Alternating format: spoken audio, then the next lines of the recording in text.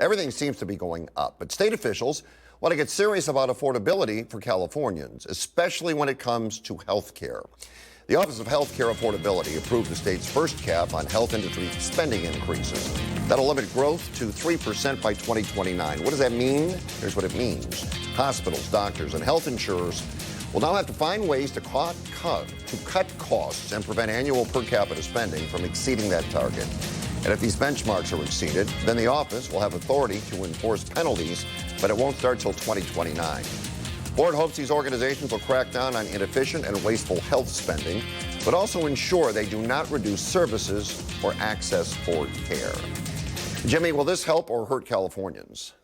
Boy, this is a tough one. I mean, our hospitals are overtaxed. Our doctors, nurses, they can't handle all the patients they need to take care of.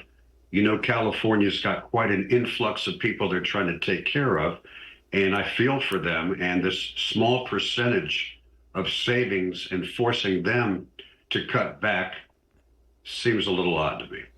Stephanie?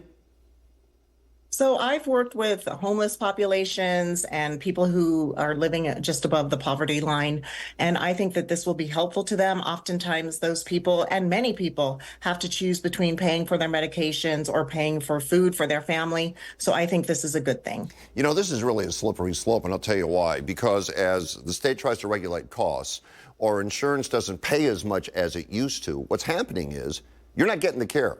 I mean, you are not getting the care, and it's a problem. It's tough to be a doctor right now. And they're not going to really, I mean, they took the Hippocratic Oath, but I'll tell you, if they can't make money, they don't need to be in the business. Stephanie, I actually think this is a real problem. Well, I understand. You know, there's two sides to every story.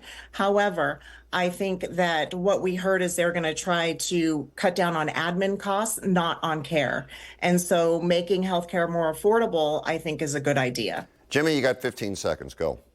I think I would love to see them take some of that money for education of those who don't have health insurance and give them some benefits or some incentive to go buy healthy food and give them a little bit nutrition counseling, because it's all connected, as we know.